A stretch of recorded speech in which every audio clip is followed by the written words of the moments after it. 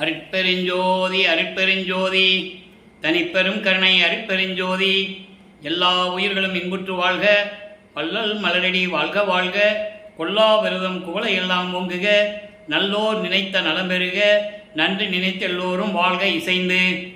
உலக மக்களே, அறிவார்ந்த அன்பர்களே, ஆண்மநேய ஒருமைப்பாடுடைய அன்பர்களே, வல்லப்பமான நமக்கு அருளிய திருவுட்பாவிலிருந்து அருட்பெருஞ்சோதி ஆண்டவருடைய திருவிளையாடல்களை பார்த்து கொண்டிருக்கிறோம்.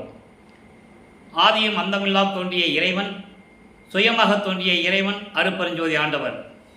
சாதியும் மதமும் சமயமும் ஜாதிகளையும் கடந்த இறைவன் அருட்பெருஞ்சோதி ஆண்டவர். அருட்பெருஞ்சோதி அகவலிலே வல்லப்பமானவர்கள் இதை நமக்கு அருளியிருக்கிறார்கள்.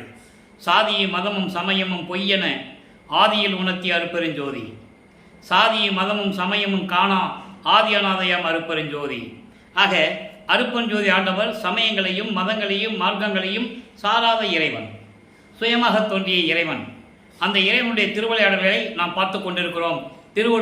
திருவற்பாவிலே நமது பிள்ளை பெருமானவர்கள் கூறியதை நாம் விளக்கமாக பார்த்து கொண்டிருக்கிறோம். இந்த திருவிளையாடல் உண்டாவதற்கு காரணம் என்ன என்பதையும் மக்களுக்கு விளக்கி கூற வேண்டும்.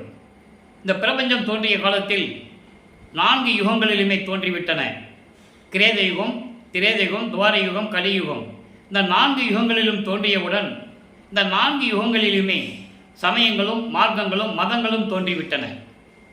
அருட்பெருஞ்சோதி ஆண்டவர் உலகங்களை படைத்து, இந்த உலகங்களை இயக்கக்கூடிய பத தலைவர்களை படைத்து, பிரம்மன், திருமால், ருத்திரன், மகேஸ்வரன், சதாசிவம் போன்ற பத தலைவர்களை படைத்து, அவர்களுக்கு தேவையான தொழிலையும் கொடுத்து, படைத்தல், காத்தல், அழித்தல், மறைத்தல், அருளல் போன்ற 5 தொழில்களையும் கொடுத்து இந்த பிரபஞ்சத்தை இயக்க வைத்தார்கள். அதற்கு நேர்மாறாக மக்களெல்லாம் சமரசமாக வாழ வேண்டும் என்ற உண்டாக்கியதன் காரணமாக சமயங்களும் மதங்களும் மார்க்கங்களும் தோற்றுவித்ததனால் மக்கள் முரண்பாடுகளுடன் வேறுபாடுகளுடன் வாழ்ந்து கொண்டிருந்தார்கள். இப்பவும் வாழ்ந்து கொண்டிருக்கிறார்கள். அப்போ இந்த யுகங்களுடைய காலங்கள், ஆயுள் காலம் முடிந்தவுடனே ஒவ்வொரு யுகத்திற்கும் ஆயுள் காலம் உண்டு. அந்த ஆயுள் காலம் முடிந்தவுடனே அந்த யுகங்களில் தோன்றிய மதங்கள், சமயங்கள், மார்க்கங்களும் முடிவடைந்து விட்டது. இதை உலக மக்களிடம் யாரும் சொல்லாததனால் இன்னும் நம்பிக்கொண்டிருக்கிறார்கள். அதே முறைகளை பின்பற்றி கொண்டிருக்கிறார்கள். அப்போ இந்த யுகங்களும் இந்த சமயங்களும் மதங்களும் மார்க்கங்களும் முடிந்த உடனே இந்த உலக மக்களுக்கென்று ஒரு ஆன்மீக பாதை வேண்டும், ஒரு ஆன்மீக வழி வேண்டும், மக்களை நெறிப்படுத்த வேண்டும். அந்த ஆன்மீக வழி என்பது சமரசமாக இருக்க வேண்டும். உலக மக்களெல்லாம் முரண்பாடு இல்லாமல் ஒற்றுமையுடன் வாழ வேண்டும். அப்போ சுத்த சன்மார்க்கம் என்ற ஒரு மார்க்கத்தை நிறுவி அருட்பெருஞ்சோதி ஆண்டவர் சுத்த சன்மார்க்கத்தை நிறுவி, சுத்த சன்மார்க்கம் என்பது இறைவனால் உருவாக்கப்பட்ட மார்க்கம். சமய தலைவர்களாலேயோ மத தலைவர்களாலேயோ மார்க்கங்களுடைய தலைவர்களையோ படைக்கப்பட்டதல்ல. இறைவனால் படைக்கப்பட்ட மார்க்கம் சமரச சுத்த சன்மார்க்கம். இந்த சமரச சுத்த சன்மார்க்கத்தை இந்த உலக மக்களிடம் சொல்ல வேண்டும். உலக மக்களையெல்லாம் சுத்த சன்மார்க்கத்தில் சேர்த்து உலக மக்களெல்லாம் இன்புற்று வாழ வேண்டும் என்பதற்காகவே தன் அருளால் பெற்றெடுத்த ஒரு ஆண்மகனை செல்வப்பிள்ளை என்று பெயரிட்டு வளர்த்து கொண்டிருக்கிறார் அருட்பெருஞ்சோதி ஆண்டவர். சதாசிவத்துடைய ஆயுள் காலம் முடியும் போது ஏற்கனவே பிரம்மன், திருமால், ருத்திரன், மகேஸ்வரன் 4 பேருடைய ஆயுள் காலம் முடிந்து விட்டது. அவங்களுக்கு எந்த செயல்பாடும் இல்லை. இந்த 5 தொழில்களையும் சதாசிவம் பார்த்து கொண்டிருந்த காலகட்டங்களில் சதாசிவத்தினுடைய ஆயுள் காலம் முடிவடைகின்ற அந்த 51 ஆண்டுகள் இருக்கின்ற பொழுது இந்த பிரபஞ்சத்தை இயக்குவதற்கு ஒரு ஆள் வேண்டும் என்பதற்காகவே தனது அருளால் பெற்றெடுத்த ஒரு ஆண்மகனை செல்வப்பிள்ளை என்று பெயரிட்டு வளர்த்து கொண்டிருக்கிறார் அருட்பெருஞ்சோதி ஆண்டவர். இந்த 51 ஆண்டுகளை தன் மகன் பூலோகத்தில் இருக்க வேண்டும் என்பதற்காகவே தனது மகனை ஒரு தாயின் வழியாக இந்த பூலோகிற்கு வருவிக்க செய்தார் அருட்பெருஞ்சோதி ஆண்டவர். நமது பிள்ளை பெருமானவர்கள் வருகை கூற்ற இடம் சிதம்பரம் அருகிலே மருதூர் என்ற ஒரு கிராமம். அங்கே ராமையா பிள்ளை சின்னையமேருடைய அவருடைய சைவ குலத்தில் நமது பிள்ளை பெருமானவர்கள் வருவிக்க உற்றார். பிறந்தார்னு சொல்லக்கூடாது, அவதரித்தார் என்று சொல்லக்கூடாது. வருவிக்க உற்றார் என்பது இறைவனால் வருவிக்க உற்றவன் என்ற நிலையை நீங்கள் புரிந்து கொள்ள வேண்டும். வல்லப்பமானவர்கள் ஒரு தாயின் கருவறையில் இருக்கும்போது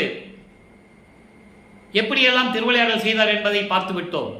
இன்று அந்த ஒரு நிலையை ஒரு பாடலிலே வல்லப்பமான் கூறியதை, அந்த உண்மையான விளக்கத்தை, பிரபஞ்சத்தின் உண்மையை இன்று நம்ம பார்க்க போகிறோம். தாயின் கருவறையில் இருக்கும்போது எப்படி இருந்தார், அங்கே அருட்பெருஞ்சாண்டவர் எப்படியெல்லாம் அருளமுதம் ஊட்டினார் என்பதையெல்லாம் பார்த்து விட்டோம். அதன் பிறகு இந்த பூலோகத்தை தாயின் கருவறையிலிருந்து 10 மாதம் கழித்து வெளியே வந்து இந்த பூலோகத்துடைய மண்ணை தொடும்போது தேவர்கள் வானவர்கள் எல்லாம் எப்படியெல்லாம் வாழ்த்தினார்கள் என்பதையும் பார்த்து விட்டோம். அதன் பிறகு 5 மாத குழந்தையாக இருக்கும்போது நமது குழந்தை இறைவன் பிள்ளை பெருமானவர்கள் 5 மாத குழந்தையாக இருக்கும்போது தில்லை தளத்திடையே திரை தூக்க தரிசித்த போது வெய்வகை மேல் காட்டாதே எந்தனக்கே வெளியாய் காட்டிய மெய்வுறவாம் மெய்ப்பொருளை என்று கூறுவார். தன் மகனுக்கு சிவ ரகசியத்தை காட்டியவர் அருட்பெருஞ்சோதி ஆண்டவர். அதான் சிதம்பர ரகசியம், சிவ ரகசியம். அதன் பிறகு இவருக்கு மறைப்பு நிலை ஏற்படுகிறது. மறைப்பு நிலை தன் மகனுக்கு கொடுத்து விடுகிறார் அருட்பெருஞ்சாண்டவர்.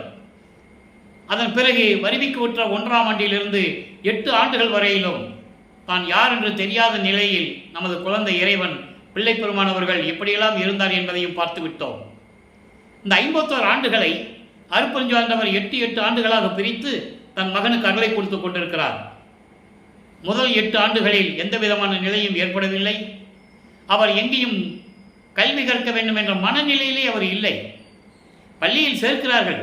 உலகியலிலே ஒரு குழந்தையை போய் பள்ளிக்கூடத்தில் சேர்ப்பாங்க. அதே மாதிரி இவரையும் சேர்க்கிறார்கள். இவரால் படிக்க முடியவில்லை. மனம் இல்லை. மனம் ஒரு நிலையில் இல்லை. இயற்கையாகவே திருவிளையாடலுக்குள்ள நடந்துட்டு இருக்கு. அதன் பிறகு 9ஆவது ஆண்டு தொடக்கத்தில், அதாவது 2வது 8க்கு வரும்போது 9ஆவது ஆண்டு தொடக்கத்தில் இருந்து 16 ஆண்டுகளுக்குள் என்ன நடந்தது? 9ஆவது ஆண்டு நமது பிள்ளை பெருமானவர்களை வருவிக்க உற்று 9ஆவது ஆண்டில் இறைவன் அவர் முன் தோன்றி, நீ என்னால் வருவிக்க உற்ற மகன், நான் ஞானத்தை தருகிறேன், பெற்றுக்கொள். நல்லா கவனிக்கணும். இப்போ வெறும் ஞானம் மட்டும்தான் அவருக்கு கிடைக்கும். பாடல்கள் பாடக்கூடிய திறமை, பிரபஞ்சத்தின் உண்மைகளை சொல்லக்கூடிய ஒரு திறமை, அந்த வல்லமை மட்டும் இப்போ அவருக்கு கிடைச்சிருக்கு. அதன் பிறகு அவர் சொல்றாரு, மகனே, முன்பருவம் பின்பருவம் காட்டி உனக்கு அருள் செய்வேன் என்று சொல்லி மறைந்து விடுகிறார். அப்போ இவருக்கு மறைப்பு நிலை ஏற்படுகிறது. மறைப்பு நிலை என்பது முக்காலத்தையும் உணரக்கூடிய ஒரு நிலை. இப்போ அவரால் சொல்ல முடியாது. இறைவன் மகன் என்று மட்டும் தெரியும். இறைவனால் வருவிக்க உற்றவன் என்ற நிலை மட்டும் அவருக்கு தெரியும். இப்போ 9ஆவது ஆண்டு தொடக்கத்தில் எப்படி ஆட்கொண்டார் என்பதை திருவிற்பாவிலே இருக்கிறது. ஆண்டாறு 3ஆவது ஆண்டிலே ஆட்கொண்ட அருள்கடலை என்று கூறுவார். ஆரோடு 3ஆவது ஆண்டிலே என்னை ஆண்ட கருணைக்கடலை என்று கூறுவார். இப்படி பல இடங்களிலே நமக்கு அருளி இருக்கிறார்கள். இதுதான் உண்மை. அப்போ இறைவனால் வருவிக்கூற்ற பிறகு, ஞானத்தை பெற்ற பிறகு இவர் சமயங்களையும் மதங்களையும் மார்க்கங்களையும் சார்ந்து கொண்டிருக்கிறார். காரணம், அந்த காலகட்டங்களில் சைவ சமயத்தில் இருந்தவர்கள், சைவ குலத்தில் இருந்தவர்கள் சிவபெருமானை வழிபட்டார்கள். சிவபெருமான் என்றும், சொக்கநாதன் என்றும், நடராஜன் என்றும், மகாலிங்கம் என்றும் இப்படி பல பெயர்களில் அழைத்துக் கொண்டிருந்தார்கள் சிவபெருமானை. சிவபெருமான் சைவ சமயத்தின் தலைவன். சைவ சமயத்தின் அடையாளம் திருநீர் பூசிக்கொள்வது, கழுத்தில் உத்தராட்ச மாலையை போட்டுக்கிறது. இதே நிலையில் நமது பிள்ளை பெருமானும் இருந்து கொண்டிருக்கிறார். நல்லா புரிஞ்சுக்கணும், இருந்து கொண்டிருக்கிறார். அதுக்கப்புறம் வேண்டான்னு சொன்னார்ல, அது யாரும் மக்கள்கிட்ட சொல்லலை. அதை இன்னைக்கு நம்ம பார்க்க போகிறோம். அப்போ இந்த நிலையில் இருக்கும்போது அவர் சிவபெருமானை முறையீடு செய்கிறார். சிவபெருமானிடம் முறையீடு செய்கிறார். நீ என்னை வருவிக்க செய்துவிட்டு மறைந்து விட்டாய். இந்த மண்ணுலகிலே நான் படுற துன்பம் எப்படியெல்லாம் பட்டுகின்றேன், எப்படி துன்பப்படுகிறேன் என்று தெரியுமா? ஏளன பேச்சுகள், கிண்டல்கள், இதையெல்லாம் நான் தாங்கிக் கொண்டிருக்கிறேன். இது தந்தைக்கு அழகா என்று கூறுவார். இதை திருவருள் முறையீடிலே 232 பாடல்களிலே பார்த்து விட்டோம். இப்போ தந்தையை பற்றி பாடியாச்சு, அருளை பெற முடியல. அம்மாவை பற்றி பாடுவோம், அப்பயாவது ஏதாவது கிடைக்குதான்னு பார்ப்போம்னு சொல்லி வடிவுடையம்மனை பற்றி பாடுகிறார். வடிவுடை மாணிக்கமாலை என்ற ஒரு பதிகம் உருவாகிறது. அது பதிகம் 100 பாடல்களை கொண்டது. இன்று அந்த பதிகத்திலே 5வது பாடலை பார்க்க போகிறோம். நல்லா கவனிச்சுட்டே வரணும். உலகியல் வாழ்க்கையிலே நீங்கள் எல்லாம் தெரிஞ்சுக்கிட்டது தான். அப்பா கிட்ட ஏதாவது காரியம் ஆகலைன்னா அம்மா கிட்ட போய் நிற்கிறது தானே. பிறகு அம்மா அப்பாவை தாஜா பண்ணி ஏதாவது ஒன்று வாங்கி கொடுப்பாங்க. அந்த காரணத்திற்காக வடிவுடையம்மனை பற்றி பாடுகிறார். வடிவுடையம்மை மாணிக்கமாலை உருவாகிறது. இன்னைக்கு 5வது பாடல், நல்ல கவனிய. திருமாலும் நான்முகத் தேவனும் முன்னால் மிக தேடி மனத்தால் உலக்க அனல் உருவாகி அமர்ந்து அருளும் பெருமான் எம்மான் ஒற்றி பெம்மான் கைமான் கொள்ளும் பித்தன் மலை மருமான் இடம் கொள் பெண்மானே வடிவுடை மாணிக்கமே. சிவபெருமான கெஞ்சி கெஞ்சி புரோஜனம் இல்லை, ஒரு பதில் இல்லை. என்னென்ன கூட கேட்கிறதில்ல அவர் தன் மகனை. அப்போ நம்ம பிள்ளை பெருமான் அவர்கள் வடிவுடை மனை பற்றி பாடுகிறார். அம்மனை தாஜா பண்ணுவோமே, அம்மனை பற்றி பாடுனா அம்மா போய் அப்பா கிட்ட சொல்லுவார்ல. அன்பர்களே, இங்கே ஒரு சின்ன விளக்கம் தர காத்திருக்கிறேன். காரணம், நான் திருவருட்பாவை பற்றி பேசும்போதோ விளக்கம் கூறும்போதோ மற்ற நூல்களை பற்றியோ மற்றவர்களை பற்றி நான் பேசுவதில்லை. இதை பேச வேண்டிய காலகட்டத்தில் ஒரு சில உதாரணங்கள் நாம் தர வேண்டியிருக்கிறது. புராணங்களிலே சிவபெருமானை பற்றி பாடியதும் பார்வதியை பற்றி பாடியதும் எல்லாம் சொல்லினார்கள், எல்லாம் கூறினார்கள் இல்லையா? வல்லப்பமான திருவருட்பாய் உருவாக்கினதை, அவருடைய பாடல்களை சொல்லி மக்களிடம் விளக்கம் சொன்னது யாரும் இல்லை. அதனால் மக்களுக்கு தெரியல. மக்களை பொறுத்தவரை வல்லப்பமான் யாருன்னா ஒரு முக்காடு போட்ட சாமியார் சோறு போட சொன்னார். இந்த வட்டத்துக்குள்ளேயே அவரை நிறுத்திட்டாங்க. நல்லா புரிஞ்சுக்கணும் நீங்கள். இப்போ வடிவடமனை பற்றி எப்படி பாடுறான்னு பார்ப்போம். அதாவது திருமாலும் பிரம்மனும் பல யுகங்களாக இறைவனுடைய அடியும் முடியும் தேடி பார்க்க முடியவில்லை.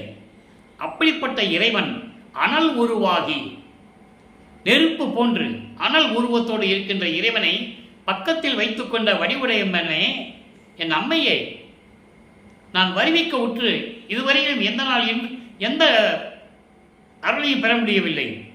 துன்பங்களை அனுபவித்துக் கொண்டிருக்கிறேன். அதோடு மட்டுமல்ல, என் பெருமான் எம்மான் திருவற்றில் இருக்கின்ற தியாகராஜ பெருமான், ஒரு மானை கையில் வைத்துக் கொண்டிருக்கின்ற இறைவன், இமயமலையின் மருமகன், இமயமலை அரசனுடைய மருமகன், உன்னை இடது பக்கத்தில் கொண்ட இறைவன் என்னை கவனிப்பதே இல்லை. வடிவுடை மாணிக்கமே, நீ அருளக்கூடாதா, எனக்கு அருள் செய்யக்கூடாதா என்று முறையிடுகிறார். இந்த பிரம்மனும் திருமாலும் அடிய முடியை பார்க்கவில்லை என்பதை பல பாடல்களை நாம் கருளியிருக்கிறார்கள். நெடுமால் பன்றி என நெடுநாள் நேடியும் பன்றி என நெடுநாள் நேரியும் கண்டறியாத பூம்பாதங்கள் என்று சொல்லுவார். பூத்திடும் அவனும் காத்திடும் அவனும் புல் விலங்கு உருக்கோடு நேடியும் ஏத்திடும் முடியும் கூத்திடும் அடியும் இன்னும் காண்கிலர் என்று சொல்லுவார். பிரம்மனும் திருமாலும் நேரடியாக பார்க்க முடியாம உருமாறுகிறார்கள். பிரம்மன் அன்னப்பறவையாகவும் திருமால் பன்றியாகவும் உருவெடுத்து பிரம்மன் மேலே செல்லுகிறான் முடியை பார்ப்பதற்காக. திருமால் அடியை பார்ப்பதற்காக பாதாள உலகத்துக்கு சென்று கொண்டிருக்கிறான். பார்க்க முடியவில்லை. மனம் கலங்கி வெதும்பி கண்ணீர் விட்டு அழுகிறார்கள் என்று சொல்லுகிறார். அப்படிப்பட்ட இறைவனை கொண்ட என் அம்மையே, நீ அருளக்கூடாதா, அதாவது சிபாரிசு பண்ணக்கூடாதுன்னு சொல்கிறார். ரெக்கமெண்ட் பண்ணக்கூடாதுன்னு கேட்குறார். ஆக இந்த நிலையில் இருக்கும்போது வல்லப்பெருமான் அவர்கள் 2வது அட்டில் இருந்து கொண்டிருக்கிறார். அதன் பிறகு ஞானத்தை பெற்ற பிறகு 13வது ஆண்டில் முதல் முறையாக ஏழுகணர் பகுதியிலிருந்து சென்னையிலிருந்து அங்கே திருவொற்றியூருக்கு போகணும். மனம் அங்கே போக சொல்லுகிறது.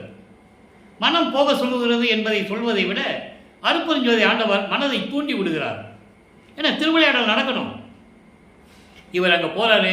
முதலாக திருவொற்றியூரில் போறாரு. தியாகராஜனை பற்றி பாடுகிறார். இதுவரை நம்ம 26 பதியங்களை பார்த்துருக்கோம்.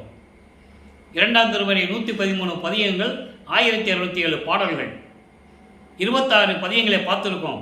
இந்த 20வது பதியத்தின் நம்ம நிலுவையில் வச்சுருந்தோம். ஏன்னா இப்போ சொன்னாலும் சரியாக இருக்கும் என்பதற்காக வடிவுடை மாணிக்க மாலையை சொல்லணும், எழுத்தறியும் பெருமான் மாலையில் சொல்லணும், அதுக்கப்புறம் நடராஜபதி மாலை சொல்லணும், சர்க்குருமணி மாலை சொல்லணும், அனுபவ மாலை சொல்லணும். அதனால் எழுத்தறியும் பெருமான் மாலையில் இன்னைக்கு 5வது பாடலை பார்க்குறோம். 2வது திருமுறை. இப்போ வல்லப்பமானவர்கள் 16 ஆண்டுகளுக்குள் இருந்து கொண்டிருக்கிறார்.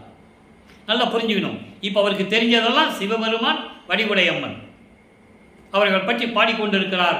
அருளை பெற முடியவில்லை. எழுத்தறியும் பெருமான் மாலையில் பாருங்க, நில்லா உடம்பை நிலை என்றே நேசிக்கும் பொல்லாத நெஞ்ச புலையனே, இவ்வுலகில் சொல்லா மனநோயால் சோர்வுற்று அடையும் அல்லல் எல்லாம் அறிவாய் எழுத்தறியும் பெருமானே, எல்லாம் தெரிஞ்ச பெருமானே, எல்லா உயிர்களும் தலையெழுத்து தெரிஞ்சு கொண்ட பெருமானே, என் தலையெழுத்தை நீ ஒன்னால் சொல்ல முடியலையேன்னு கேட்குறாரு. எப்படி சொல்கிறாரு? அதாவது இந்த அழிய போகிற உடம்பை நிலையான உடம்பு என்று என்னுடைய மனம் நேசித்து கொண்டிருக்கிறது. நல்லா புரிஞ்சுக்கணும். அதாவது நிலையில்லாத உடம்பை நிலையானது என்று விரும்பும் நினைக்கின்ற இந்த பொல்லாத மனமுடைய நான் இவ்வுலகில் உன்னாலே வருவிக்க உற்று, அதான் முக்கியம் சொல்றாரு, உன்னால வருவிக்க உற்று இந்த பூலோகத்திலே சொல்லா மனநோயால், சொல்ல முடியாத அளவு மனநோயால், மன துன்பத்தினால் சோர்வு உற்று மயக்கமடைந்து அலைகின்ற இந்த துன்பங்கள் எல்லாம் நீ அறிவாய். உன்னாலே வருவிக்க உற்று இவ்வளவு துன்பங்களை அனுபவித்துக் கொண்டிருக்கிறேன். எழுத்தறியும் பெருமானே, எல்லாம் அறிந்து கொண்ட இறைவனே, தியாகராஜ பெருமானே, சிவபெருமானே, எனக்கு வந்து அருள மாட்டாயா என்று சொல்லி இந்த பாடலை நாம் கருதியிருக்கிறார்கள். ஆக 16 ஆண்டுகள் வரைக்கும் நமது பிள்ளை பெருமான் அவர்கள் இருக்கின்ற நிலையை திருவிற்பாவிலிருந்து நாம் பார்த்து கொண்டிருக்கிறோம். உலக மக்களுக்கு தெரிவிக்க வேண்டும் என்பதற்காகவே அவர் திருவிற்பாவை அருளி இருக்கிறார்கள். அதை நீங்கள் நல்லா புரிஞ்சுக்கணும். இப்போது 16 ஆண்டுகளுக்குள் வரைக்கும் ஒன்றும் வாங்க முடியல. இறைவன்கிட்ட கெஞ்சி பார்த்தாச்சு. இப்போது 17ஆவது ஆண்டிலிருந்து 24 ஆண்டுகளுக்குள் 3வது எட்டில் இருக்கும்போது என்ன நடந்தது? 3ஆம் திருமுறை உருவாகிறது. 3ஆம் திருமுறை உருவாகும் போது 19 பதியங்கள், 237 பாடல்கள் எல்லாவற்றையும் பார்த்து விட்டோம். எல்லா பதியங்களையும் பாடல்கள் விளக்கங்களை பார்த்து விட்டோம். இப்போ 16 ஆண்டுகள் வரைக்கும் இருந்த நிலை மாறுகிறது. 3ஆம் திருமுறை உருவாகும் போது தியாகராஜனை பற்றி பாடும்போது இவர் மகனுக்கு காட்சி கொடுக்கிறார். உள்ள இருந்து இவர் தெருவில் நிற்பார், மூலஸ்தானத்திலிருந்து அவர் காட்சி கொடுப்பார். அந்த நிலை வரைக்கும் வந்திருக்கு. இப்போ அப்படியும் அருளை பெற முடியல. எந்த பேச்சுவார்த்தை கிடையாது. அப்பனும் பிள்ளைக்கு பேச்சுவார்த்தையே கிடையாது. அதனால் அவர் மனம் உடைஞ்சு என்ன பண்ணுறாரு? நம்ம போனால் காட்சி கொடுக்குறோன்னு நிறுத்திக்கிறாரு. ஏன் வந்த, எதுக்கு வந்தேன்னு கேட்க மாட்டேன்றாரு. இது என்னதான் நடக்க போகுது? இது இயற்கையாக வர்றது, சந்தேகம் வர்றது இயற்கை தானே. மகனும் தெரியும், இறைவனால் வருவிக்க விட்டன்னு தெரியும், வெளியே சொல்லவும் முடியாது. வீட்டுக்கு போனால் திட்டு வாங்கணும், எங்கே போனேன்னு திட்டுவாங்க. இந்த நிலை இருக்கும்போது எப்படி இருப்பார் நினைச்சு பாருங்களேன். எல்லாவற்றையும் தாங்கிக் கொண்டிருக்கிறார். காரணம், என்றாவது ஒரு நாள் இதுக்கு விடை கிடைக்கும் என்ற ஒரு நம்பிக்கையோடு உறுதியாக இருந்து கொண்டிருக்கிறார். அப்போ ஒரு நாரையை கூப்பிட்டு தூது அனுப்புகிறார். அந்த பதியத்தெல்லாம் பார்த்துட்டோம். நாரையும் கிளியும் நாட்டூரும் தூது. மக்கள்கிட்ட யாருமே சொல்லலை. ஏன் இவர் தூது அனுப்பக்கூடாதா? அனுப்புனார், பதில் வரல. கிளிகளை தூது அனுப்பினார், பதில் வரல. அப்புறம் மனம் நொந்து ஒரு குறைச்சி பெண்ணுகிட்ட போய் குறி கேட்கிறாரு, பதில் இல்லை. சோழி உருண்டாதானே சொல்றதுக்கு. அப்புறம் ஒரு ஜோசியம் பக்கத்தில் ஜோசியம் கேட்க போறாரு. இதெல்லாம் உலகியல் நடப்பது போல நடந்து கொண்டிருக்கிறது. இவர் உலகியலிலே ஒரு மனிதனாக வருவிக்க விட்டதனால், எந்த அருளையும் பெற முடியாதனால் அந்த நிலையில் இருந்து கொண்டிருக்கிறார். அப்போ இந்த நிலையிலெல்லாம் இருக்கும்போது இறுதியாக 19வது பதிகத்திலே நாம் பார்த்தோம். இனிமே மகனை கொஞ்சம் விளையாட்டு காட்டணும்னு சொல்லி அவர் என்ன பண்ணுறாரு தெரியுமா? இவர் மூலஸ்தானத்தில் போய் இவர் ரோட்டில் நிற்பார் தெருவில். அங்கேருந்து காட்சி கொடுத்துட்டு அப்படியே சிரிச்சுக்கிட்டே வருவார் இவரை பார்த்து. இதெல்லாம் பாடல்களில் உண்டு. அன்பர்களே, நான் சொல்லுவது கற்பனை அல்ல, பொய் அல்ல. பாடல்களுடைய விளக்கங்களை நாம் ஏற்கனவே பார்த்து விட்டோம். அதனுடைய சுருக்கத்தை சொல்லிக் கொண்டிருக்கிறேன். சிரிச்சுக்கிட்டே வருவார் மகனை பார்த்து. இவருக்கு ரொம்ப சந்தோஷம். ஆஹா, அப்போ வராப்பா, இன்னைக்கு ஏதாவது நமக்கு அருளை கொடுப்பான், கட்டி அணைச்சிக்குவான்னு நினச்சிக்கிட்டே இருப்பார். பக்கத்தில் அப்படியே வருவார். பக்கத்தில் வந்தவுடனே அப்படியே யூடர்ன் போட்டு போயிடுவார். பக்கத்தில் வந்தவுடனே அப்படியே யூடர்ன் போட்டு ஓடி போயிடுவார் தெருவில். ஐயோ, என்ன தெருவில் ஓடிட்டான்னு சொல்லி இவர் பின்னாலே ஓடுவார். ஓட்டத்தை பிடிக்க முடியாது. திரும்பி பார்க்காமல் ஓடுகின்றார். நான் பின்னால் ஓடியும் அவர் ஓட்டத்தை பிடிக்க ஒண்ணாதே. அருமையாக இருக்கும் பதியங்கள்லாம். இப்போ என்னடா பண்ணுறது? நம்மளுக்கு ஓடினா திரும்பி பார்க்காம ஓடுறாரு, நம்மளும் ஓட முடியலையே அப்படின்னு சொல்லி ஒரு முடிவுக்கு வருகிறார். இனிமே திருவொற்றியூருக்கு போகிறதில்லை, திருவள்ளித்தாயத்துக்கும் போகிறதில்லை. அங்கே போய் மாசிலாமணி கத்துனது தான் மிச்சம். ஏன் எதுக்குன்னு கூட கேட்க மாட்டேன்றாரு. திருவழித்தாயத்துக்கு போகிறோம், அது சென்னைக்குள்ளே தான் இருக்குது, வில்லிவாக்கத்துலேருந்து ஒரு 15 கிலோமீட்டர்னு நினைக்கிறேன். அங்கே போகிறோம், அங்கேயும் போய் கெஞ்சினும் ஒரு பிரயோஜனம் இல்லை, இனிமேல் எங்கேயும் போகக்கூடாது அப்படின்னு சொல்லி இருக்கிற இடத்துல இருந்துட்டு சாதிக்கணும்னு சொல்லி இருந்துடுறாரு. அப்போது தனமாலை அவங்க அக்கா, அதாவது இவர் வருவிக்கோட்டனால் ஏற்பட்ட சொந்தம், அந்த தனமாலை, அதாவது தனக்கோடி அம்மாள், அவங்கள கல்யாணம் பண்ணணும், தாலி கட்டணும். தாலி கட்டினா தான் அந்த அம்மாவுக்கு விமோசனம் கிடைக்கும். இது ஏற்கனவே நிர்ணயிக்கப்பட்டது. அது எந்த பாடல் எப்படி விளக்கலாம் நம்ம சொல்லிட்டோம், சரியா? இப்போது தாலி கட்டணும். அப்போது அன்றைய இரவு இவர் முன் தோன்றுகிறார். தோன்றி அந்த பெண்ணுக்கு நீ தாலி கட்டணும், இந்த நிலையில் இருக்கணும் அப்படின்லாம் சொல்லிட்டு போயிடுறாரு. இந்த குடும்பத்திலையும் உலகியல்ல எப்படி நீ சும்மா சுற்றிக்கிட்டு இருக்க, உனக்கு ஒரு கால் கட்டு போடணும், உனக்கு கல்யாணம் பண்ணி வச்சாதான் நீ திருந்துவ, நீ ஊரை சுற்றிக்கிட்டு இருக்க அப்படின்லாம் சொல்லுவாங்கள்ல, அதே மாதிரி சொல்கிறாங்க. அவங்களுக்கு இவர் இறைவனால் அனுப்பப்பட்ட பிள்ளைன்னு அவங்களுக்கு தெரியாது, இறைவனுடைய மகன் அவங்களுக்கு தெரியாது. அப்போ அந்த நிலையில் இருக்கும்போது சொல்கிறாங்க, நீ கல்யாணம் பண்ணிக்கோ ராமலிங்கம் அப்படின்னு சொல்லும்போது நமது பிள்ளை பெருமானவர் கூறுகிறார், எனக்கு இல்லற வாழ்க்கையில் இஷ்டம் இல்லை, எனக்கு விருப்பம் இல்லை, என்னை விட்டுருங்கன்னு சொல்கிறார். அப்படியெல்லாம் விட முடியாது. நீ அக்கா பொண்ணை கல்யாணம் பண்ணிக்கோன்னு சொல்லும்போது இவன் சொன்னால் கேட்க மாட்டான்னு சொல்லி ஒரு சாமியார்கிட்ட கூப்பிட்டு போவாங்க. அவர் யார்? அருட்பெருஞ்சோதி ஆண்டவர். அவர் சொன்னாதான் இவர் கல்யாணம் பண்ணணும். கூப்பிட்டு போவாங்க. அவர் சொல்லுவார், அதுக்கப்புறம் நான் கல்யாணம் பண்ணிக்கிறேன்னு சொல்லுவார். அப்போது திருமண ஏற்பாடுகள் நடந்து கொண்டிருக்கிறது. அந்த அந்த நிகழ்ச்சியிலே பிரம்மன், திருமால், ருத்திரன், வானவர்கள் எல்லாம் அங்கே உட்கார்ந்துட்டு இருக்காங்க ஆசீர்வாதம் பண்ணுறதுக்கு. இவர் அப்படியே தேடி தேடி பார்க்குறாரு, நம்ம அப்பா அம்மா வரலையே, அருட்பெருஞ்சாண்டவரும் சிவகாமி வள்ளியும் வரலையேன்னு சொல்லி ஆனால் கஷ்டப்படுறார். இருந்தாலும் பரவாயில்லை பார்த்துக்கலான்னு சொல்லி தாலி கட்டுகிறார். தாலி கட்டினோடனே அந்த அம்மாவுக்கு மூச்ச வீட்டை காட்டி விமோசனத்தை கொடுக்கிறார். ஆனால் அந்த அம்மா இருக்கிற வரைக்கும் பூலோகத்தில் இருக்கணும். இது நியதி, கடவுளுடைய நியதி. அந்த அம்மா இருக்கிற வரைக்கும் பூலோகத்தில் இருக்கணும். எல்லா திருவிளையாடலும் சொன்னாங்க. புராணங்களில் அகலியை எப்படி விமோசனம் கிடைச்சது, கண்ணையைக்கு எப்படி விமோசனம் கிடைச்சது, இப்படியெல்லாம் சொன்னாங்க இல்லையா? ஆனால் இதை திருவெட்பாவில் இருக்கின்ற உண்மையை மக்களிடம் யாரும் சொல்லலையே. பாடல் இருக்கு, அந்த உண்மையை தான் நம்ம இங்கே பேசிக்கிட்டு இருக்கோம், விளக்கத்தை சொல்லிக்கிட்டு இருக்கோம். ஆக இந்த நிலையில் இருக்கும்போது அந்த வேலையெல்லாம் முடிச்சாச்சு, அந்த கடமையும் முடிச்சாச்சு. முடிச்சுட்டு உலக வாழ்க்கையை பற்றுகளை எல்லாம் துறக்க வேண்டும். இப்போ அவருக்கு சுத்த சன்மார்க்கம் இருக்கிறது தெரியும். அருட்பெருஞ்சோதி ஆண்டவர் தான் இயற்கை உண்மை விளக்க கடவுள்னு அவருக்கு தெரியும். அவருடைய மகன் இவர் தான் அப்போதான் அவருக்கு தெரியும். அப்போ தெரிஞ்ச உடனே இவர் என்ன பண்ணுறாரு, இனிமேல் நான் எங்கேயும் போகக்கூடாதுன்னு சொல்லி வீட்டுக்குள்ளேயே கதவு பூட்டி உள்ளே உட்காந்துக்கிறார். தாப்பா போட்டுறாரு. நம்ம திறக்க போகிறதில்லை, அவர் திறக்கட்டும், தாப்பா போட்டு உள்ளே உட்காந்துக்கிறார். இறைவன் வருகிறார்.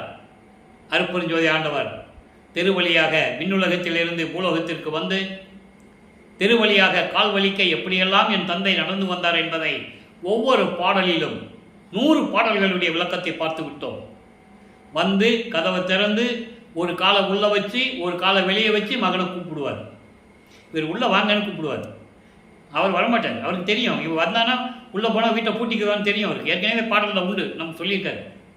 அப்போது சரி அருளை எல்லாம் வாங்கிக்கிறார். என்ன அருளே? எல்லா அருளையும் வாங்கிக்கிறார். ஏம சித்தி, தத்துவ சித்தி. தத்துவ சித்தி என்பது நினைச்ச நினைச்சடத்தில் இருக்கிறது, பறக்கிற சக்தி, அண்டங்களை கடந்து போகிற சக்தியெல்லாம் கொடுத்தாச்சு. ஏம சித்தியை வாங்கியாச்சு, எல்லா அருளையும் வாங்கியாச்சு. சாகா கல்வியை வாங்கணும், சாகா கல்வியை கற்றுக்கணும், சுத்த சன்மார்க்கத்தை வாங்கணும், அருட்பெருஞ்சோதியை வாங்கணும், திருவள்ளுவர் செங்கோலாட்சி வாங்கணும், இறைவன் இவரோட கலந்துக்கணும். இதுதான் பாக்கி இருக்கு.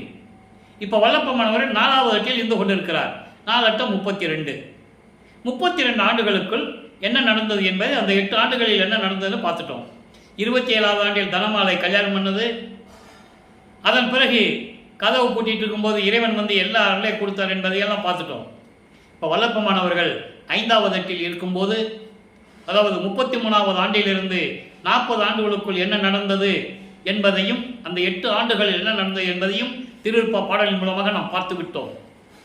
பார்க்காதவர்கள் நம்ம பதிவுகளை பார்த்துக்கலாம், எல்லாமே யூடியூப்பில் இருக்குது. அப்போ இந்த நிலையில் இருக்கும்போது தத்துவங்களை எப்படி கடந்து சென்றார், அந்தங்களை எப்படி கடந்து சென்றார், சரியை கிரிய யோகம் என்ற 12 நிலைகளை எப்படி கடந்தார் என்பதை எல்லாம் திருவருட்பாவிலே கூறப்பட்ட நிலையில் இருந்து பார்த்து விட்டோம். அவர் சுத்த சிவஞான வெளிக்கு சென்றது, அங்கே தன் மகனை வரவேற்றது, அருட்பெருஞ்சோதி ஆண்டவர் சிம்மாசனத்திலே உட்கார வைத்து மணிமுடி சூட்டியது, எல்லாரையும் கொடுத்தது எல்லாம் பார்த்து விட்டோம். இப்போ அங்கே சுத்த சன்மார்க்கத்தை வாங்கி கொண்டார், சாகா கல்வியை கற்றுக்கொண்டார், பூலோகத்துக்கு திரும்பி வருகிறார். பூலோகத்துக்கு திரும்பி வரும்போது கருங்கொழியிலே உறைவிடமாக கொண்டுள்ளார். இதுக்கடையில் செவி வந்த செய்திகள்லாம் நிறைய உண்டு. நிறைய பேர் புத்தகம் எழுதியிருக்காங்க, நிறைய புக்குகள்லாம் எழுதியிருக்காங்க. அது இருக்கட்டும், அது அந்த விளக்கத்துக்குள்ளே நம்ம போக வேண்டாம். செவி வந்த செய்திகள் நிறைய உண்டு, அதை நீங்கள்லாம் கேள்விப்பட்டிருப்பீங்க. இருக்கட்டும், நம்ம பாடல்களின் மூலமாக இந்த விளக்கத்தை தான் பார்க்குறோம். கருங்கொழியில் இருந்தது உண்மை இல்லையா? 9 ஆண்டுகள் அங்கே இருந்து கொண்டிருக்கிறார். இந்த 9 ஆண்டுகளில் அருட்பெருஞ்சோதி ஆண்டவரை தன் மகன் எப்படி அழைத்தார், அவர் எப்படி வந்தார், தந்தையும் மகனும் எப்படியெல்லாம் உரையாடினார்கள், எந்தெந்த அருளை மீது இருக்கின்ற அருளெல்லாம் எப்படி பெற்றுக்கொண்டார், எதிர்காலத்தில் என்ன செய்ய வேண்டும் என்று எப்படியெல்லாம் உரையாடினார்கள் என்பதை பாடல்களில் இருந்த விளக்கத்தை பார்த்து விட்டோம். இப்போ வல்லப்பமானவர்கள் 6வது எட்டில் இருந்து கொண்டிருக்கிறார். 6 8 48, 41வது ஆண்டிலிருந்து 48 ஆண்டுகளுக்குள் வல்லப்பமான வறுமைக்கு உற்ற ஆண்டிலிருந்து 48 ஆண்டுகளுக்குள் என்னென்ன நடந்தது என்பதை இப்போ நம்ம பார்த்துக்கிட்டு இருக்கோம். இப்போ கருங்கொழியிலிருந்து விடைபெற்றுக் கொண்டு ஏற்கனவே பார்வதிபுர மக்கள் தானமாக கொடுத்த இடத்திலே 23/5/1867 ஆண்டு தர்மசாலையை ஒரே நாளில் நிறுவி அன்றே அணைய அடுப்பை மூட்டி பசியோடு வருகின்ற ஜீவர்களுக்கு பசியாற்றி கொண்டிருக்கிறார் நமது பிள்ளை பெருமான் அவர்கள். அங்கே ஜீவகாருண்ய ஒழுக்கம் உருவாகிறது. ஜீவகாருண்ய ஒழுக்கம் 7 பிரிவுகளை கொண்டது. பசி, பிணி, தாகம், இச்சை, எளிமை, பயம், கொலை. இதில் பசியும் கொலையும் பரஜீவகாருண்யம், மீதி எல்லாம் அபரஜீவகாருண்யம் என்று சொல்லுகிறார். அந்த விளக்கத்தை நம்ம பின்னால் தரப்போகிறோம். காரணம், இவர் தர்மசாலையில் விட்டு இந்த இடத்தை விட்டு மேட்டுக்குப்பம் போகும்போது இந்த ஜீவகாருண்ய ஒழுக்கம் உங்களுக்கு கிடைக்கும். இப்போ 1869 ஆண்டு தர்மசாலையில் இருந்து கொண்டிருக்கும் போது என்ன நடந்தது? 1869 ஆண்டு சாதிகளையும் மதங்களையும் மார்க்கங்களையும் பின்பற்றி கொண்டிருந்த அந்த காலத்தில் இருந்தவர்கள் எல்லாம் கல்வி கற்றவர்கள், புலவர்கள், புலமை பெற்றவர்கள் எல்லாம் இதையே பின்பற்றி கொண்டிருந்தார்கள். அவங்களுக்கு சுத்த சன்மார்க்கம் தெரியாது. அவர்கள் அங்கே இருந்து கொண்டு ராமலிங்க பிள்ளை என்பவர் வடலூரிலே இருந்து கொண்டு எந்த கல்வியும் கற்காமல், எந்த கல்லூரியிலையும் கற்காமல், புலவர் பட்டம் பெறாமல், இலக்கணம் இலக்கிய பிள்ளைகளோடு பாடல்களை இயற்றிக்கொண்டு அதற்கு திருவருட்பா என்று பெயரிட்டு திருமுறைகள் என்று பெயரிட்டுக் கொண்டிருக்கிறார். இதை தடை செய்ய வேண்டும், திருவருட்பாவை மறுப்பா என்று அறிவிக்க வேண்டும் என்று வழக்கு தொடர்ந்தார்கள். கடலூரிலே மஞ்சங்குப்பம் என்ற இடத்திலே இருந்த நீதிமன்றத்திலே வழக்கு தொடர்ந்து விட்டார்கள். வழக்கு விசாரணைக்கு வருகிறது. வாதியாகிய ஆறுமுக நாவலர் அங்கே உட்கார்ந்து கொண்டிருக்கிறார். அவங்க கூட்டத்தோட ஆதீனங்கள், சங்கராச்சாரியர்கள், மடாதிபதிகள், சாதிகளையும் மதங்களையும் சமயங்களையும் ஜாதிகளையும் மீது பற்று கொண்டவர்கள் எல்லாம் அங்கே கூட்டிட்டாங்க. விவாதம் தொடங்க இருக்கிறது. ராமலிங்கம் வரலப்பா, வழக்கு நம்ம பக்கம் தான் வரும்னு மகிழ்ந்து கொண்டு சந்தோஷமாக இருந்துகிட்டு இருக்காங்க. அப்போது அங்கே நீதிமன்ற காவலர் 3 முறை பெயரிட்டு கூப்பிடுகிறார். ராமலிங்க பிள்ளை, ராமலிங்க பிள்ளை, ராமலிங்க பிள்ளை என்று கூப்பிடுகிறார்கள். அந்த நேரத்தில் நமது பெருமானவர்கள் எழுந்தருளி இருக்கிறார்கள். அவர் மாட்டு வண்டியில் போகலை, நடந்து போகலை, பஸ்ஸில் போகலை, எதுலேயுமே போகலை. பார்க்கிற சக்தி உண்டவர். நினைச்ச இடத்துல இருப்பார். அப்போ அவர் எல்லா சக்தியும் பெற்றவர். அருட்பெருஞ்சோதியை வாங்கலை, அப்பா கிட்ட இருந்து திருவருள் செங்கோலாட்சியை வாங்கலை, அருட்பெருஞ்சோதி வந்து இவரோட கலந்துக்கல. இது 3 தான் நடக்கணும். இந்த 3 எங்கே நடக்குது? மேட்டுக்குப்பத்தில் நடக்குது. அதை நம்ம பின்னால் பார்க்க போகிறோம். இப்போ வாதம் நடக்குது, விசாரணை நடக்குது. நீதிபதி அவர்கள் தீர்ப்பளிக்கிறார்கள். திருவருட்பா மக்களுக்கு ஏற்றது, இறைவனால் இயற்றப்பட்டது. அது சாதிகளையும் மதங்களையும் மார்க்கங்களையும் கடந்த ஒரு நூல், மற்ற நூல்களைப் போல் அல்ல. இது மக்களுக்கு ஏற்றது. மறுப்பா என்று அறிவிக்க முடியாது. திருவருட்பா தான் என்று சொல்லி தீர்ப்பளிக்கிறார். அதை வெற்றிகரமாக நமது இறைவன் பெற்றுக்கொண்டு இங்கே வருகிறார். தர்மசாலைக்கு வருகிறார்.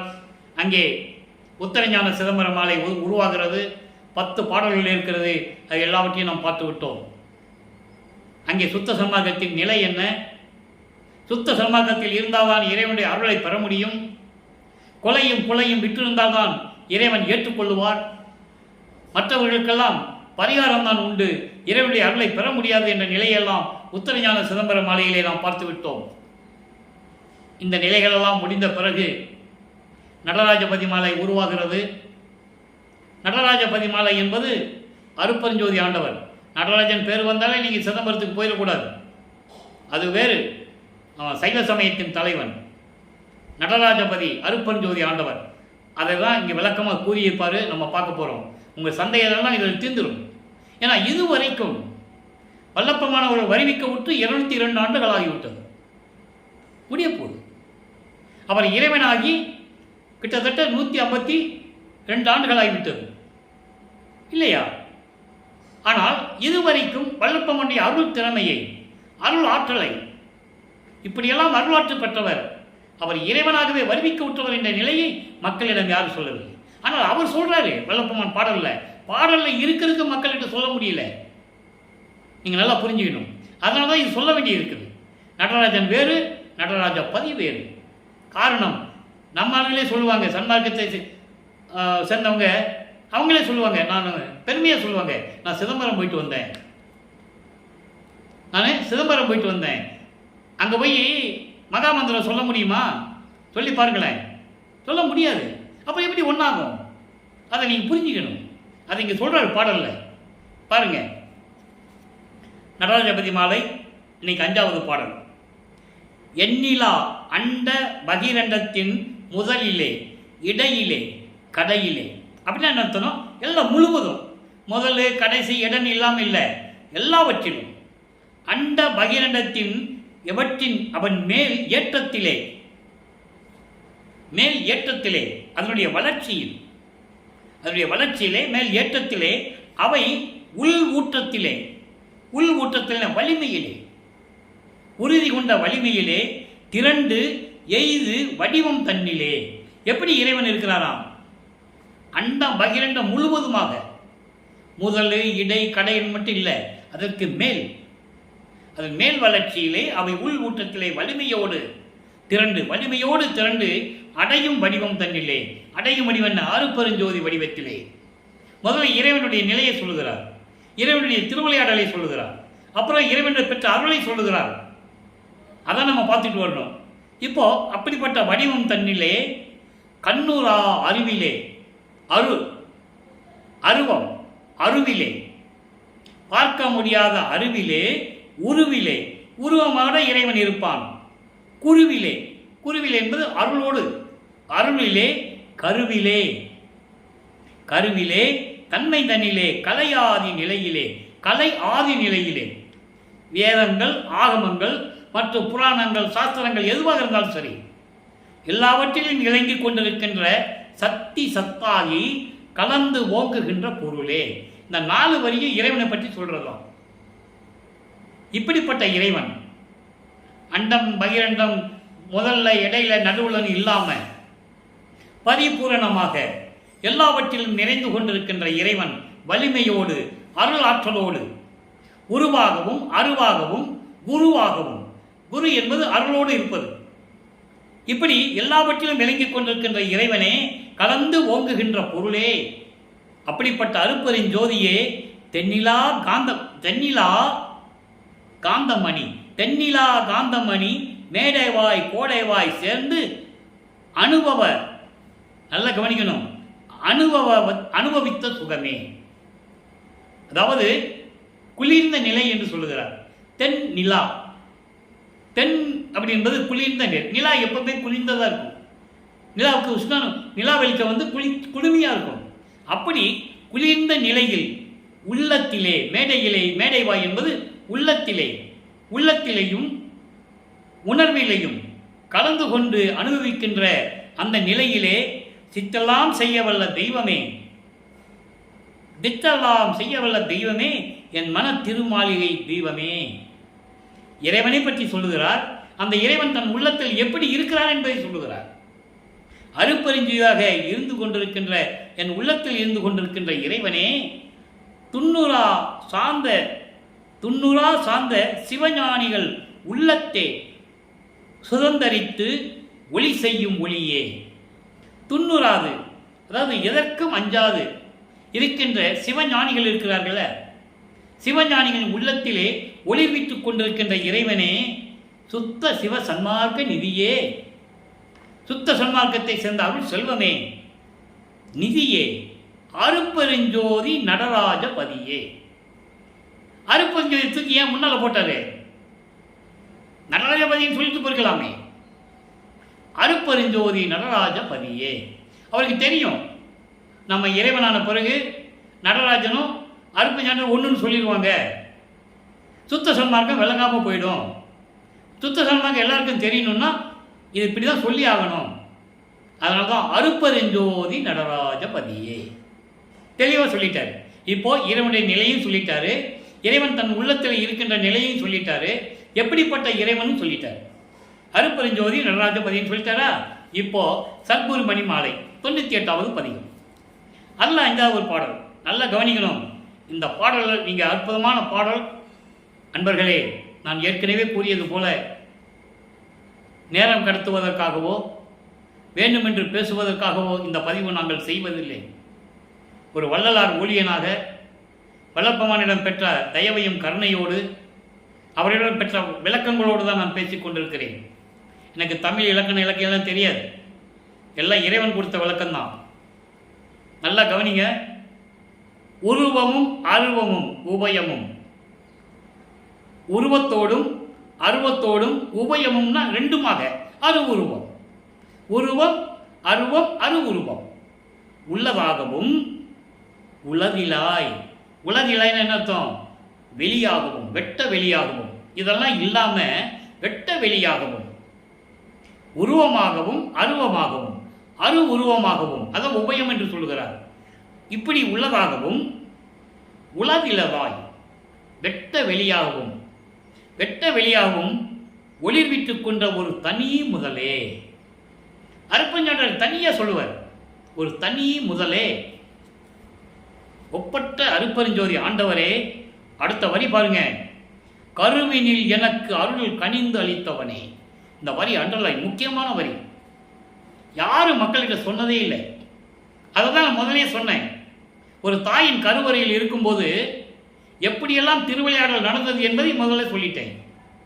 அதே மாதிரி ஒரு தாயின் கருவறையில் இருக்கும்போது தத்துவங்களை அங்கே எப்படி ஜெயிச்சாருன்னு சொல்றாரு. மகாதேவ மலையில நீங்க 87வது பாட்டில் பார்த்தா தெரியும்.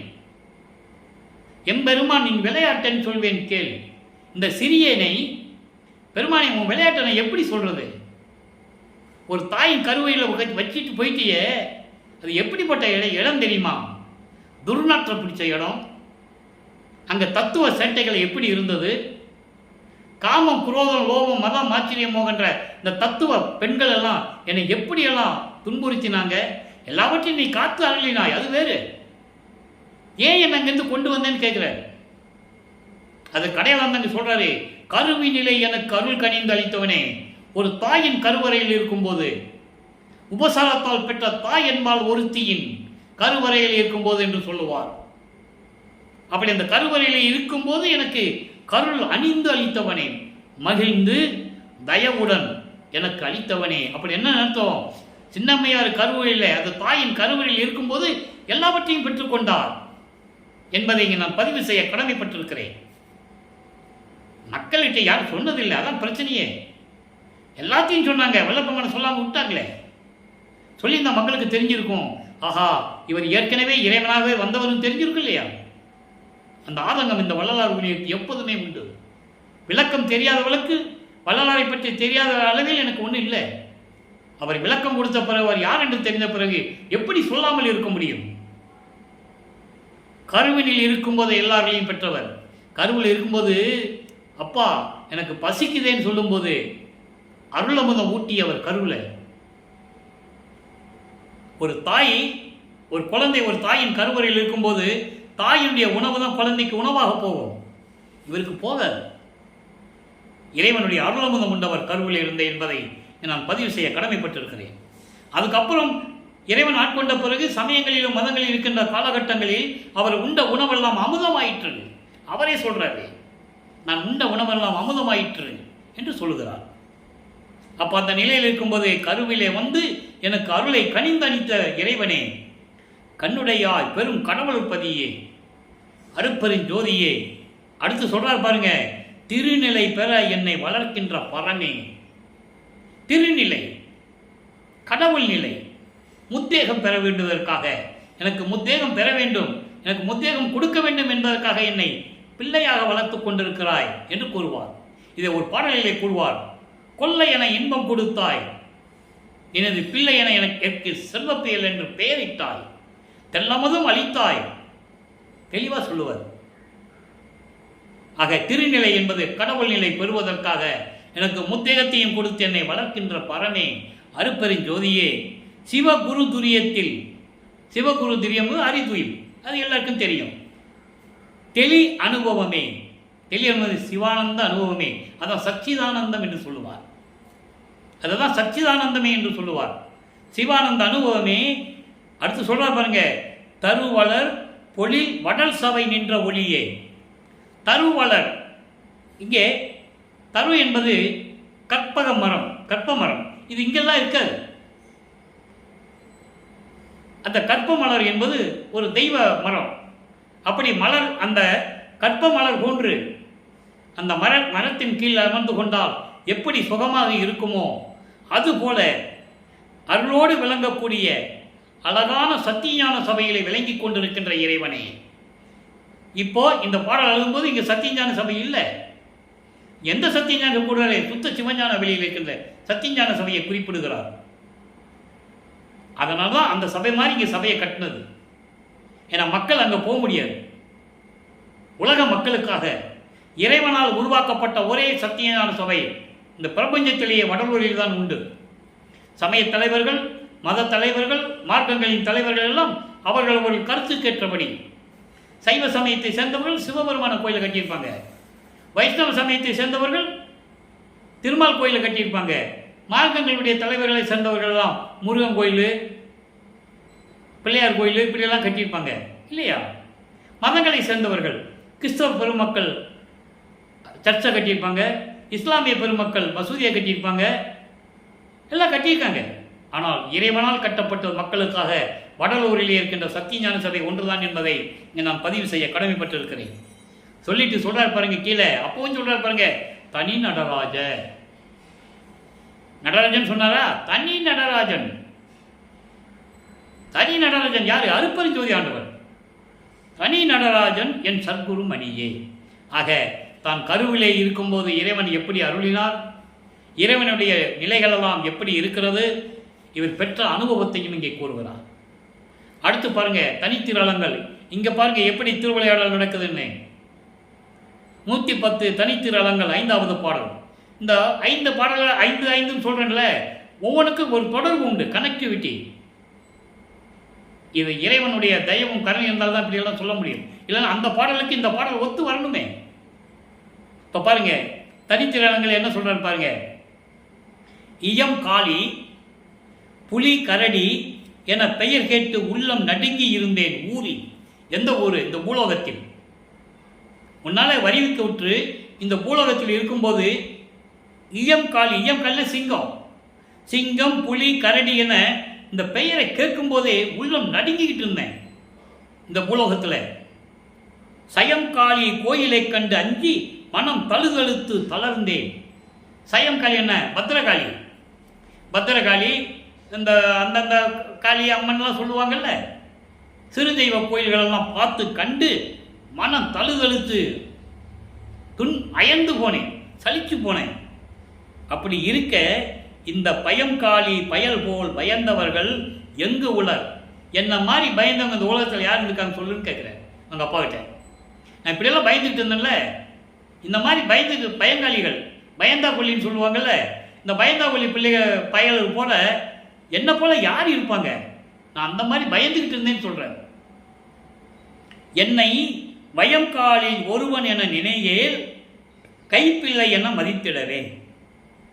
என்னை ஒரு விளங்காதவன் வீணா போனவன் நினைச்சிடாத.